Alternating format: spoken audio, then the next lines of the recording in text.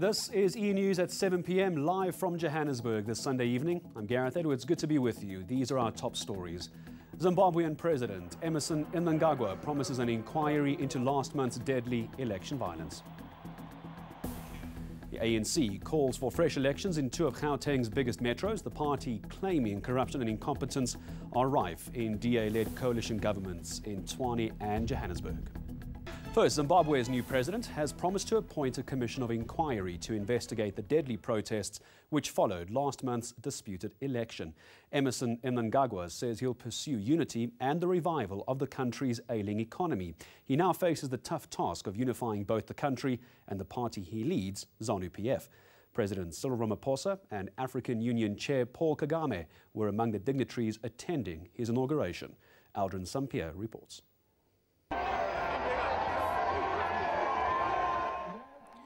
It's the launch of Emmerson Mnangagwa's, quote, the Second Republic. The new Zimbabwean president has promised to pursue unity and a revival of the country's economy. Among Mnangagwa's guests were former foes, including the MDCT's Thokozani Kupe and members of the G40 who wanted him out during Robert Mugabe's reign. Mugabe, who previously said he was betrayed by Mnangagwa and refused to support him at the polls, is now singing a different tune. This is what Zimbabwe's former leader had to say. My wife is not well in Singapore, and also I'm not well, so I'm sending my daughter and her husband to represent us. Hearty congratulations, Zimbabwe. But the MDC Alliance's Nelson Chamisa has not extended the same courtesy to the country's president. The opposition leader has promised that his supporters will take to the streets to reclaim what he calls his victory. That's even as the country is still grappling with the August 1st demonstrations, which led to the killing of 6 civilians at the hands of soldiers. To put closure and finality to the matter, I will soon be announcing members of the Commission of Inquiry into the said violence, who will upon completion publish their findings. This as the Army Chief General Philip Sibanda insists he has no idea who commanded the crackdown. This then begs the question of whether this incident could have been another case of political interference in the military like in November last year, which led to the downfall of Mugabe. As the Commander-in-Chief of the Zimbabwean Armed Forces inspects this military parade, a much intense inspection awaits him, and that is who said pull the trigger on August the 1st. Aldrin Sampier, Harare, Zimbabwe. Well, the ANC in Gauteng is calling for fresh elections in two of the province's metros, the party accusing the cities of Tshwane and Johannesburg of running dysfunctional coalition governments. Well, Tshwane recently has been rocked by irregular senior appointments, while its city manager is facing allegations of corruption. Reporter Lorenzo Temba has more. The ANC's new arsenal in Tshwane is wasting no time in going after the DA-led metro.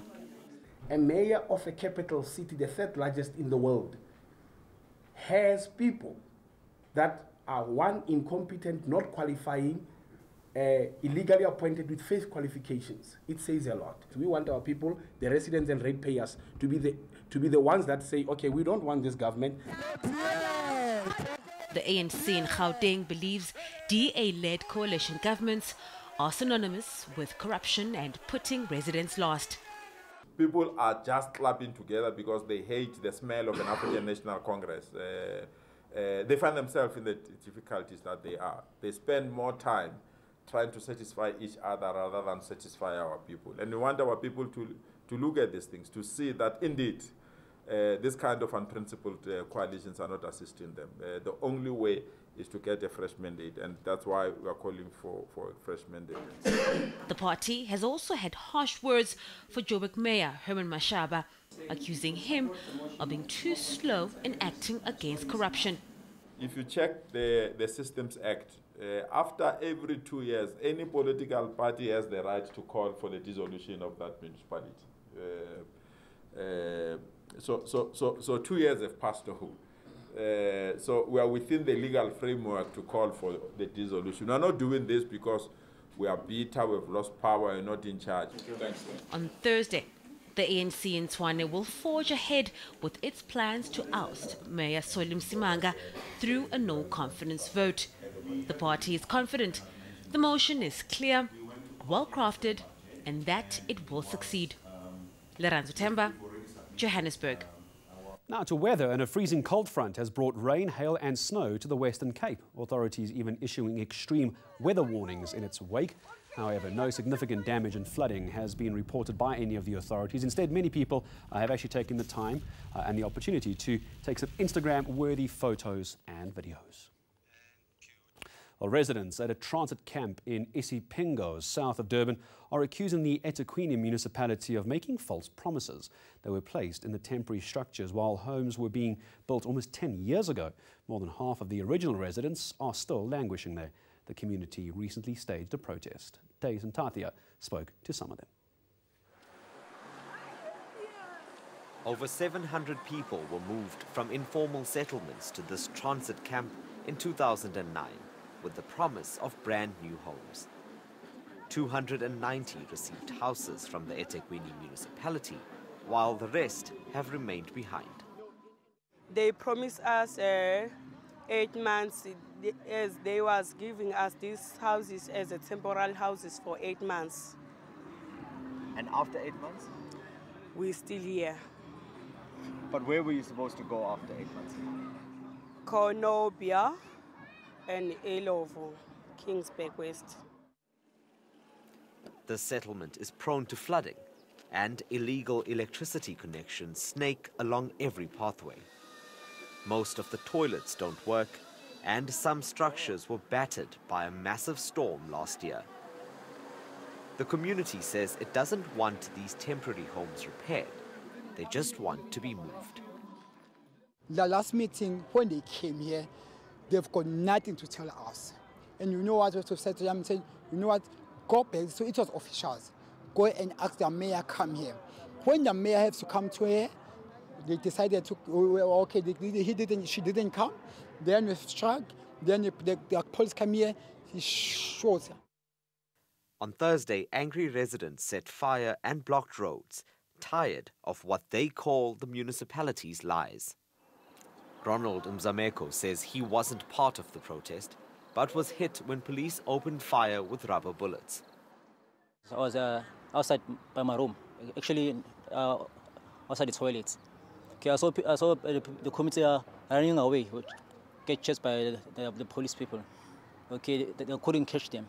So as they came back, they came back for us, whoever was outside. So they came shot us. The eThekwini municipality has yet to respond to requests for comment. Desantathia, isiPingo in Durban. Coming up after the break, we reflect on the remarkable life of longtime US Senator John McCain.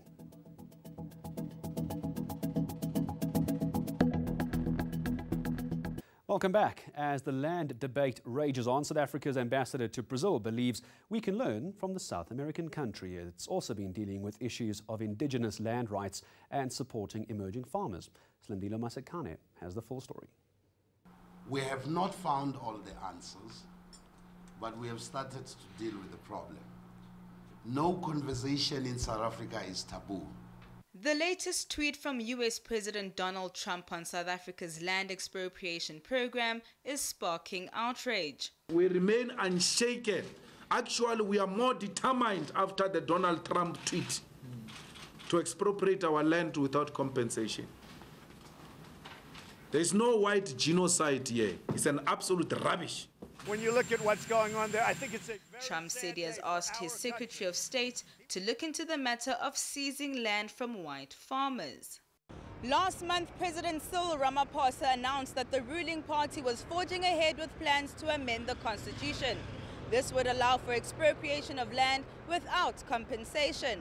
South Africa's ambassador to Brazil says the model used by Brazil is one way to achieve this effectively.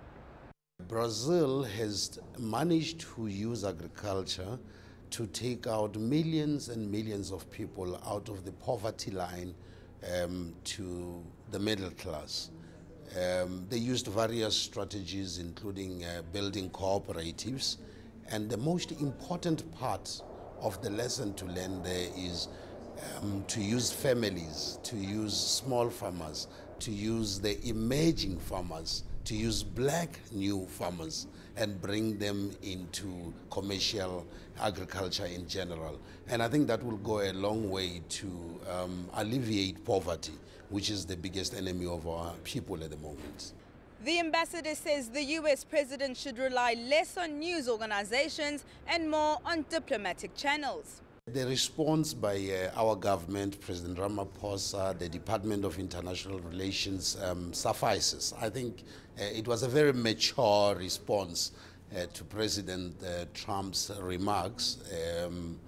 I think they were somehow less informed. And I think we will have an opportunity through diplomatic channels to discuss the matter in a more informed manner. Brazil and South Africa face similar challenges in resolving poverty, inequality and unemployment, which is attributed to the slow pace of land reform. Slinda Lomasegan, Sao Paulo, Brazil. Well, staying with international news, and condolences are pouring in for U.S. Senator John McCain, who passed away yesterday at the age of 81. The Republican had been diagnosed with an aggressive form of brain cancer, his family announcing that McCain was discontinuing treatment on Friday. The politician was a prominent critic of President Donald Trump's rhetoric on illegal immigration. A prisoner of the Vietnam War, a politician and a patriot. John McCain, a senator for 3 decades, has been described as a hero who dedicated his life to advancing global peace and security. In 2008, he unsuccessfully ran for president against Barack Obama. Many remember this moment when he defended his then competitor. I got to ask you a question. I do not I can't trust Obama. I have read about him, and he's an Arab. He is not. No? No, ma'am. He's a decent family man, citizen that I just happen to have disagreements with on fundamental issues. Even as a Republican, McCain was a fierce critic of U.S. President Donald Trump. In 2017, he returned to the Senate in Washington shortly after his brain cancer diagnosis. Still bearing a scar from surgery, the senator voted against a Republican attempt to repeal Obama's health care law, which provides millions of Americans with affordable health care. In what was seen as his farewell address, McCain gave a speech calling on all lawmakers to work together. I hope we can again rely on humility, on our need to cooperate, on our dependence on each other, to learn how to trust each other again, and by so doing better, serve the people who elected us. McCain is survived by his wife and 7 children. Well, a reminder of your main stories on eNews at 7. Zimbabwean President Emmerson Mnangagwa is promising an inquiry into last month's deadly election violence. ANC is calling for fresh elections in 2 of Gauteng's biggest metros, the party claiming that corruption and incompetence is rife in DA-led coalition governments in Tshwane and Johannesburg. Now, finally, food and laughter may be 2 of life's greatest pleasures, of course, and that's exactly what you could find at the Street Food and Comedy Festival in Johannesburg. Mpile Matlala gives us a taste. They say laughter is brightest where the food is best. At the Food Street Comedy Festival, this is exactly what's on the menu.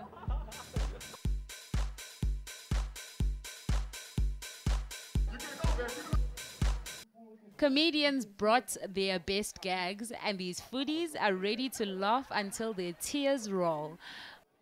The festival, which is now in its 2nd year, aims to give attendees a little time out. We kind of just thought South Africa needs a bit of laughter. The whole food truck scene has blown off, so we combined the 2 of them, and it's just exploded. Speaking of family fun, what could be better than making your own ice cream? We're making a cookie monster for you right now. What is that? It's Oreos and an ice cream base. We're going to chop up the Oreos inside your ice cream, roll it out, flatten it out, and then roll it up and put it into a roll basically, and then into a tub. And then you can enjoy it after that with amazing toppings here.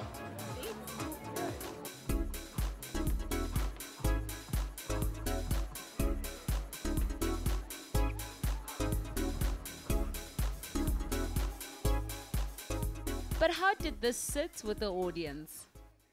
The great music and the really great food and just the great company, and it's a beautiful afternoon and we're having so much fun here just chilling. Who doesn't love food and comedy? So it was a good combination. So I was like, yeah, why not? Ngobile Madlala, Modderfontein, Johannesburg. That's a wrap of your eNews at 7 p.m. this Sunday night. Been a pleasure being with you. If you've missed any of the stories, you can always catch up on our YouTube channel. Until next time, have a good night. Bye-bye.